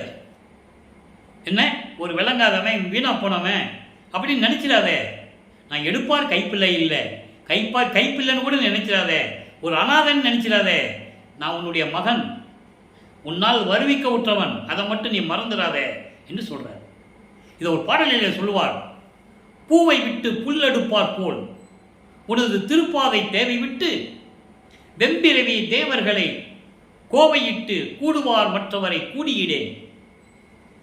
கூடுவேன் ஆனால் ஒவ்வொருவாள் உனையே என்று கூடுவார் பாட்டில். அற்புதமாக இருக்கும் திருவருப்பாவில். அதாவது ஒருத்தனை போய் ஒரு பூ எடுத்துகிட்டு வாடான்னு சொல்கிறோம். பூந்தோட்டத்தை காட்டி ஒரு பூ எடுத்துகிட்டு வாப்பா, இறைவனுடைய திருவடியில் வைக்கணும்னு நான் சொல்கிறேன். சொல்லும்போது அவன் பூவை விட்டுட்டு புல் எடுத்துகிட்டு வரான். இப்படி அறியாமையில் இருக்கின்றவர்கள் தெளிவாக சொல்கிறார். பூவெடுப்பார் போல் புல்லெடுப்பார், பூவை விட்டு புல்லெடுப்பார் போல். ஒரு பூ எடுத்துகிட்டு வந்தால் இறைவன் காலடியில் வைக்கலாம். அவன் போய் புல் எடுத்துகிட்டு வரான். அவனுக்கு தெரியல உன்னுடைய திருவடியினுடைய பெருமை, அவனுக்கு தெரியல. பூவை விட்டு புல்லெடுப்பார் போல் உன் திருப்பாத தேவை விட்டு வெம்பிரவி தேவர்கள். எப்படி சொல்றாரு பாருங்க, எல்லாத்தையுமே டோட்டலா சொல்றாரு. வெம்பிரவி தேவர்கள், கொடுமையான தேவர்கள், கொலை செய்தவர்கள் என்று சொல்லுவார். பிரம்மணன் சொல்லுவார், வருணமா கொலை பாதகன் என்று கூறுவார் பிரம்மணன். திருமால் என்ன சொல்லுவாரு, எத்தனை ஆயிரம் கொலை செஞ்சவன் சொல்லுவார் பாட்டில். பாடல்கள் சொல்றாரு, நான் சொல்லல, திருவருட்பால் இருக்கு. ஏன் சொன்னாரு, மக்களுக்கு தெரியப்படுத்தணும் அவங்க யாருன்னு. இப்படிப்பட்டவங்களாம் இந்த உலகத்தை பிரபஞ்சத்தை ஆண்டாங்கன்னு சொல்லணும் இல்லை, இவர் தான் சொல்ல முடியும், வேற யாரும் சொன்னதில்லை. அப்படிப்பட்ட இருக்கும்போது அந்த மாதிரி கோவையிட்டு கூச்சலிட்டு கொலவையிட்டு உயிர்களை பலியிட்டு அந்த கூடுவார் மற்றவரை நான் கூடியிடேன், அவங்ககிட்ட போய் நான் சேர மாட்டேன். அப்படி நான் சேர்ந்துட்டேன்னா கூடுவேன், ஆனால் ஒவ்வொருவாள் உன்னையே, உன்னை விட்டு நான் விலகி போயிட்டேன்னு அர்த்தம். எப்படி சொல்ற பாருங்க, உன்னை விட்டு நான் விலகி போயிட்டேன்னு அர்த்தம். அதனால நீ என்னை வீணா போனவன் நினைச்சிடாத, எடுப்பார் கைப்பிள்ளைன்னு நினைச்சிடாத. உன்னை தவிர நான் யார்கிட்ட போய் சேர மாட்டேன், அது உறுதி, அது சத்தியம் என்று கூறுகிறார். என்ன நிலையில் இருந்தார் சொன்னார் பாருங்க. அப்படிப்பட்ட நிலையில் இருக்கும்போதே நெய்யருள் வியப்பு என்ற பதிகம் உருவாகிறது. 112வது பதிகம், அங்க 1வது பாடல். நல்லா கவனிக்கணும். எல்லா பாடலையும் விளக்கத்தை நம்ம ஏற்கனவே கூறியிருக்கோம். இந்த விளக்கத்துக்கு ஏற்றபடி 1வது பாடல் என்ன இருக்கு, இவர் அதாவது வல்லப்பமனை சொல்லும்போது அவரை பற்றி பேசும்போது அவர் எங்கேயோ போயிருப்பார்ப்பா, எங்கே போனாருன்னு தெரியாது, போனால் 6 மாதம் 1 மாதம் ஆகும் அப்படின்னு சொல்லுவாங்க. அவர் எங்கே போனாருன்னு இந்த பாடலில் சொல்கிறார். நல்லா புரிஞ்சுக்கணும், அவரே எங்கே போனாருன்னு இப்போ சொல்கிறார். ஏற்கனவே அருட்பெருஞ்சோதி அட்டகத்தில் சொல்லிட்டார். தத்துவங்களை தனித்தனியாக கடந்தேன், தத்துவாதீத மேல்நிலையில் சித்தியல் முழுதும் தெரிந்தேன், அவை மேல் சிவநிலை தெரிந்திட சென்றேன் அண்டர்லைன். எங்கே போனார், சுத்த சிவஞான வழிக்கு போனார், சுத்த சன்மார்க்கம் வாங்குறதுக்கு. அந்த விளக்கத்தை பார்த்துட்டோம்ல. இப்போ சொல்றார் பாருங்க, தனக்கு நிகர் இங்கு இல்லாத உயர்ந்த தம்பம் ஒன்று இருந்தது. யாரிடையும் ஒப்பிட முடியாத ஒரு தம்பம்னா ஒரு தூணு. இவர் ஒரு நிலையை சொல்லுகிறார். அதாவது அண்டங்களை எப்படி கடந்து போனாரு, அண்டங்களை எப்படி கடந்து போனார்னு சொல்றார். அப்போ யாரும் அதை ஒரு தூணாக சொல்லுகிறார். ஒரு தூண் மேலே ஏறின, அது யாரிலையும் ஒப்பிட முடியாத ஒரு தூண். அது அப்படின்னு என்ன அர்த்தம், சுத்த சன்மார்க்கத்தை பெற்றுக்கொண்டேன்னு சொல்றாரு. அப்போ அங்கிருந்து போகும்போது நான் அப்படியே அந்த கம்பத்தில் ஏறி நான் போய்கிட்டே இருக்கேன். அங்கே ஒரு நூல் இருக்கு, ஒரு கயிறு கட்டி இருக்கு, அது மேலே நான் போயிட்டே இருக்கேன். புரியுதா உங்களுக்கு? அது மேலே தாவி போக போக நூலின் தரத்தில் நின்றது. நான் எல்லா தத்துவங்களையும் அண்டங்களையும் கடந்து நான் போயிட்டு இருக்கேன். போக போக நூல் மாதிரி போயிட்டு இருக்கு. ஐயோ, அதுக்கப்புறம் எப்படி போகிறதுன்னு எனக்கு தெரியல. கணக்க திகைப்புற்று அங்கே நானும் கலங்கி வருந்தவே. என்னடா இது, இவ்வளவு தூரம் வந்துட்டோம், நீ எப்படி போகிறதுன்னு நிலை தெரியல அப்படின்னு நான் கலங்கி போய் நின்றுட்டு இருக்கேன். நின்றுட்டு இருக்கும்போது கலக்கம் நீக்கி தூக்கி வைத்தாய். எப்படி அருப்பஞான மகனை தூக்கி மேலே தூக்கி விடுறார். இதுக்கு ரெண்டு பொருள் உண்டு. சுத்த சன்மார்க்கத்தில் இருக்கும்போது நான் இப்படியெல்லாம் போய்கிட்டு இருந்தேன். ஆனால் ஒரு நிலைக்கு வரும்போது, இந்த சமயங்களிலும் மதங்களிலும் மார்க்கங்களில் இருக்கும்போது ஏற்பட்ட கலக்கம் இருக்கிறதே எனக்கு, அதையெல்லாம் நீக்கி வாமகனை என்று சொல்லி தூக்கி எடுத்து எனக்கு வழிகாட்டினாய், தூக்கி வைத்தாய் நிலை பொருந்தவே. எப்படி சொல்ற பாருங்க, தூக்கி வைத்தாய் நிலை பொருந்தவே. நிலை என்பது கடவுள் நிலை. நிலை பொருந்தவே எனக்கு கடவுள் நிலை இருக்கு, அதாவது கடவுள் நிலை எனக்கு வேண்டும் என்பதற்காக இப்படியெல்லாம் இருந்த என்னை தூக்கி எடுத்து அந்த நிலையில் என்னை வைத்தாய் என்று கூறுகிறார். இந்த நிலையில் இருக்கும்போது இறுதியாக ஒரே ஒரு பாடல் விளக்கம். அனுபவ மாலை 147வது பாடல், 147வது பதிகம், 5வது பாடல், 100 பாடல்களை கொண்டது. இன்னைக்கு 5வது பாடல் தான் பார்க்க போறோம். ஒவ்வொரு பாடலும் அற்புதமாக இருக்கும். தான் பெற்ற அனுபவங்களை, இறைவன் யார், இறைவன் எப்படி எனக்கு திருவிளையாடல் செய்தார், எப்படியெல்லாம் அருளை பெற்றுக் கொண்டார் என்பதை முடிவு நிலையாக அனுபவ மாலையிலே நமக்கு கூறியிருக்கிறார்கள்.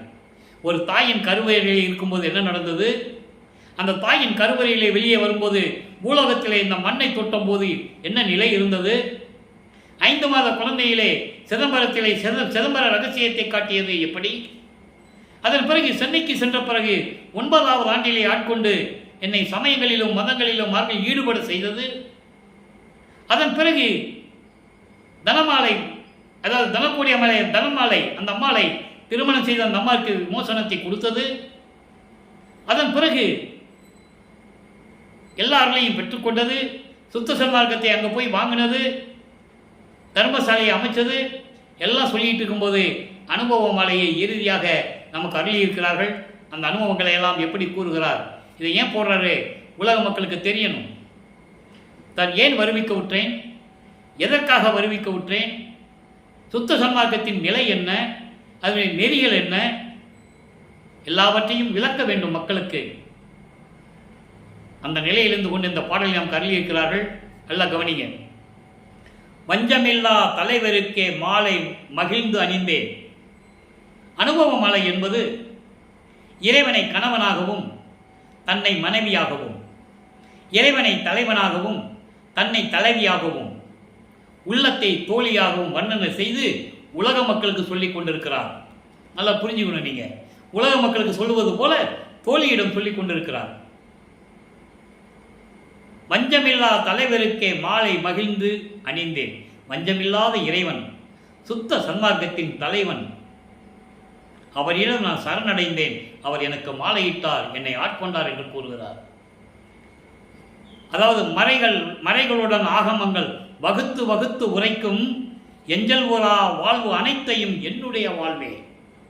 எப்படி சொல்ற பாருங்க, வேதங்களும் ஆகமங்களும், வேதங்கள் ரிக்வேதம், யசுர்வேதம், சாமவேதம், அதர்வண வேதம், ஆகமங்கள் 28 நூல்கள், இவையெல்லாம் வகுத்து வகுத்து உரைத்த, அடுத்தடுத்து சொன்ன அந்த விளக்கங்கள் எல்லாம் எதுவும் குறையில்லாமல் முழுவதுமாக, அதான் எஞ்சல் உரா என்று சொல்கிறார்.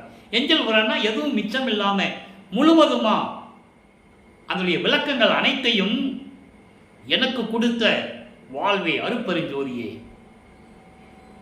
ரிக்வேதம், யசுர்வேதம், சாமவேதம், அதர்வண வேதம் என்பது நீங்கள் ஏற்கனவே வேதங்கள் படிச்சிருந்தா உங்களுக்கு தெரியும். எதுவுமே சிவபெருமானை பற்றி பாடுவதல்ல, நல்லா புரிஞ்சுக்கணும். நீங்கள் ரிக்வேதம் இந்திரனை பற்றி பாடுவது, சாமவேதம் உருவ வழிபாடுகளை பற்றி பாடுவது, யசுர்வேதம் அதாவது இந்த மற்ற நவநிலை தலைவர்கள் இருக்காங்கல்ல அவங்களை பற்றி பாடுவது, அதர்வண வேதம் பிரம்மனை பற்றி பாடுவது. இந்த விளக்கங்கள்லாம் நிறைய உண்டு, அதுக்குள்ளே நம்ம போன நேரம் கிடைக்காது. இப்படி ஆகங்களும் வேதங்களும் அடுத்தடுத்து சொன்ன, அடுக்கடுக்காக தொடர்ந்து சொன்ன விளக்கங்கள் எல்லாம் எனக்கு விளக்கி என்னுடைய வாழ்வை உயர்த்திய என்னுடைய வாழ்வை அருப்பெருஞ்சோதியே. எற்றோ நான் புரிந்த தவம் சற்றே நீ உரையாய். தோழியே, உள்ளத்திடம் சொல்வது போல சொல்லுகிறார், உலக மக்களுக்கு சொல்கிறார். உலக மக்களே, அப்போ நான் என்ன தவம் செஞ்சிருப்பேன், எத்தனை யுகங்களில் அந்த தவம் செஞ்சிருப்பேன், தெளிவாக சொல்கிறேன். எட்டோன்னா எப்படியோ, எப்படி எத்தகைய தவம் நான் செஞ்சிருப்பேன். நீங்கள் சொல்லுங்கள் பார்ப்போம் உலக மக்களே, நீங்கள் சொல்லுங்களேன் அப்படின்னு கேட்குறார். உலக மக்களை பார்த்து கேட்குறார். அடுத்து, 5 முகம் காட்டிய என் தாயார் எல்லாம் எனக்கே 6 முகம் காட்டி மிக வீறு படைக்கின்றார். மின்னவர்களை சொல்றார். 5 முகம் காட்டிய, கோபமாக என்னை பார்த்து கொண்டிருந்த அத்தனை தாய்மார்களும் 6 முகம் காட்டி, 6 முகம் என்பது சாந்தமாக, மகிழ்ச்சியோடு, முகமலர்ச்சியோடு, அது 6 முகம் என்பது. அது ஒரு தத்துவம். முகமலர்ச்சியோடு காட்டி மிகுந்த பெருமையோடு என்னை பார்க்கிறார்கள். இவ்வளவு அருளை பெற்று விட்டானே என்று சொல்லி என்னை பெருமையாக விண்ணுலகத்தில் என்ற எல்லாமே பார்க்கிறார்கள். தாய்மார்கள் என்று சொல்லுகிறார். தாய்மார்கள் என்று சொல்லுகிறார். அதோடு மட்டுமல்ல, பஞ்சடி பாவையர், பஞ்சடி பாவையர் எல்லாம் விஞ்சடி அப்பால், விஞ்சடி அப்பால் இருந்தே பரவுகின்றார். பஞ்சடி பாவையர், பஞ்சு போல கால்களை உடைய பெண்கள் எல்லாம் விஞ்சடி, விஞ்சடினா கொஞ்சம் தூரத்திலிருந்தே என்னை பார்த்து வணங்குகிறார்கள். பக்கத்தில் வர முடியாது, தூரத்திலிருந்து தான் வணங்கணும். அப்படிப்பட்ட பெண்கள் எல்லாம், அழகான பெண்கள் எல்லாம், பஞ்சு போன்று மிருதுவான உடலை பெற்ற பெண்கள் எல்லாம், அழகான உடம்பு கொண்ட பெண்கள் எல்லாம் என்னை தூரத்திலிருந்தே வணங்குகின்றார்கள். என்னை தூரத்திலிருந்தே வணங்குகின்றார்கள். தோழி, உலக மக்களே, ஒன்றன் உறவு மிக விளைந்ததே, என்றன் உறவு மிக விளைந்ததே. உறவு என்ன? என்னுடைய நிலை, எனக்கும் என் தந்தைக்கும் உடைய உறவு எப்படி இருந்தது என்பதை சொல்ல மாளாது. அளவிலா பாசம் கொண்டவர் என் தந்தையின் மீது. இதை தன்னை தலைவியாகவும் தலைவனாக உருவப்படுத்தினால் கணவன் என்று சொல்லுகிறார். அதை நீங்க புரிஞ்சுக்கணும். இப்படி என்னுடைய உறவு அப்படின்னு அர்த்தம். எனக்கும் என் தந்தைக்கும் உள்ள உறவு மிக விளைந்ததே, அற்புதமானது, அதிசயமானது என்று சொல்லுகிறார். ஆக இறைவனுடைய நிலையும் சொல்லுகிறார். இறைவன் எப்படியெல்லாம் தனக்கு அருளை கொடுத்தார் என்று சொல்லுகிறார். ஒவ்வொரு யுகத்திலும் நாம் தவம் செய்தவன் என்று சொல்லுகிறார். ஆனால் சுத்த சன்மார்க்கத்தின் தவம் என்பார். அதாவது சமயங்களையும் மதங்களையும் மார்க்கங்களையும் சேர்ந்த தவங்கள் வேறு. கடலுக்குள்ளே போயிடுவாங்க, காட்டுக்குள்ளே போயிடுவாங்க, குகைக்குள்ளே போயிடுவாங்க. எத்தனையோ ஆண்டுகளாக தவம் இருந்து வரங்களை பெற்றிருக்கிறார்கள். ஆனால் சுத்த சன்மார்க்கத்தின் தவம் என்பது நோவாமல் நோன்பு என்னை போல் நோற்றவரும், எஞ்ச ஆண்டும் சாகாவரம் என்னை போல் சார்ந்தவரும், தேவானின் பேரர்களை என்னை போல் பெற்றவரும் எவ்வுலகில் யார் உலர் சற்றே அறை என்று கூறுவார் தந்தையிடம். இதற்கு முன்னாலே சமயங்களிலும் மதங்களிலும் மார்க்கங்களில் இருக்கும்போது இறைவனை யாரும் பார்க்க முடியவில்லை என்பதையெல்லாம் மகாதேவ மாலையிலேயே நிறைய பாடல்களை நாம் தள்ளி இருக்கிறார்கள். இறைவனை யாரும் பார்க்கவில்லை என்று. கற்பங்கள் பல கோடி செல்ல தீய கண்ணலிடு ஊசி மேல் காலை ஊன்றி நிற்பவருக்கு ஒழித்து, அழகா சொல்லுவார். பொறுப்புற இந்த உடம்பு இருக்குது, பொன்னான உடம்பு, உணவில்லாமல் சோறு இல்லாமல் மெய்மறந்து எழுந்து புலப்பட ஐம்புரை ஓம்பி நிற்பவருக்கு ஒழித்து, நீ யோக முனிவருக்கு ஒழித்து, அமரருக்கு ஒழித்து, இப்படியெல்லாம் யோகத்தில் இருந்தவர்கள், தவம் இருந்தவர்கள் இறைவனை பார்க்க முடியல. ஆனால் இவர் நோன்பு எப்படி இருந்தாரு? சுத்த சன்மார்க்கத்தில் இடைவிடாது இறைவனை சிந்தித்துக் கொண்டிருப்பது. நான் இப்படி நோன்பு இருந்து உங்ககிட்ட எல்லா வளர்ச்சியும் பெற்று விட்டேன், என்ன போல வேறு யாருக்கா நீ கொடுத்துருக்கியான்னு கேட்கிறார். ஏன்னா பல யுகங்களை திருவிளையாடல் செய்து கொண்டிருந்தவர் அருட்பெருஞ்சாண்டவர். அதனால் தந்தைகிட்ட கேட்கிறாரே, தந்தை அதுக்கு பதில் சொல்லுகிறார். அருட்பெருஞ்சோதி அகவல்ல சொல்லுவாரு, சாவா நிலை இது தந்தனம் உனக்கே ஆவா என அருட்பெருஞ்சோதி. புள்ள அப்பா கிட்ட கேட்க வேண்டியது, மகன் அப்பா கிட்ட கேட்க வேண்டியது, அப்பா பதில் சொல்ல வேண்டியது. இவர் எனக்கே கொடுத்தேன்னு கேட்பாரு, அவர் உனக்கே தான் கொடுத்தேன்னு சொல்லுவார். இப்படி நிலைகள் அற்புதங்கள் நிறைய இருக்கின்றன. எனவே அன்பர்களை இன்று நான் பார்த்த திருவிளையாடல் பதிவு உங்களுக்கு புரிஞ்சிருக்கும் என்று நினைக்கிறேன். ஒவ்வொரு காலகட்டத்திலும், ஒவ்வொரு 8 ஆண்டுகளிலும் 56 ஆண்டுகளை எப்படி அந்த 56 ஆண்டுகளிலும் இறைவன் திருவிளையாடல் செய்து கொண்டிருக்கிறார் என்பதை தான் நாம் ஒவ்வொரு பாடலில் இருந்து பார்த்து கொண்டிருக்கிறோம். தினமும் ஒரு பதிவை நாம் பதிவு செய்து கொண்டிருக்கிறோம். நீங்கள் தினமும் இந்த பதிவை பார்த்து சுத்த சன்மார்க்கத்தில் இணைந்து கொலையும் புலையும் தவிர்த்து, அதாவது உயிர்களை கொலை செய்வது, அந்த உயிரை கொன்று அந்த நார்கின்ற பிணத்தை நம் உடம்புக்கு உணவாக எடுத்துக்கொள்ளக்கூடாது. அது இறைவனுக்கு உகந்ததல்ல. எனவே இந்த நிலையில் சைவ நிலையில் இருந்து கொண்டு உருவ வழிபாடுகளை எல்லாம் தவிர்த்து ஜோதி வழிபாடு செய்து, ஏனால் இறைவன் ஜோதி வடிவில் இருக்கிறான், அருட்பெருஞ்சோதி ஆண்டவர் செய்து இறைவனுடைய அருளையும் இறைவனுடைய செல்வங்களை எல்லாம் பெற்று இந்த வையகத்திலே நீங்கள் வாழ்வாங்கு வாழ வேண்டும், நோயற்ற வாழ்வில் வாழ வேண்டும், இன்புற்று வாழ வேண்டும் என்பதற்காகவே நமக்கு திருவெட்பாவை அருளியிருக்கிறார்கள். அருட்பெருஞ்சோதி அருட்பெருஞ்சோதி தனிப்பெருங்கனை அருட்பெருஞ்சோதி என்ற மகாமந்திரத்தை உச்சரித்து இறைவனிடமிருந்து எல்லார்களையும் பெற்றுக்கொண்டு நீங்கள் உடலில் வாழ வேண்டும் என்று இறைவனுடைய தயவாலையும் கருணையாலையும் வாழ்த்தி விடைபெறுகிறேன். இந்த வள்ளலார் ஊழியன். மீண்டும் நாளை சந்திப்போம். நன்றி, வணக்கம். அருட்பெருஞ்சோதி அருட்பெருஞ்சோதி தனிப்பெருங்கருணை அருட்பெருஞ்சோதி. நாளையும் இறைவனுடைய திருவிளையாடல் தொடரும். பார்த்து மகிழ்ந்து இறைவனுடைய அருளை பெற்றுக்கொள்ளுங்கள்.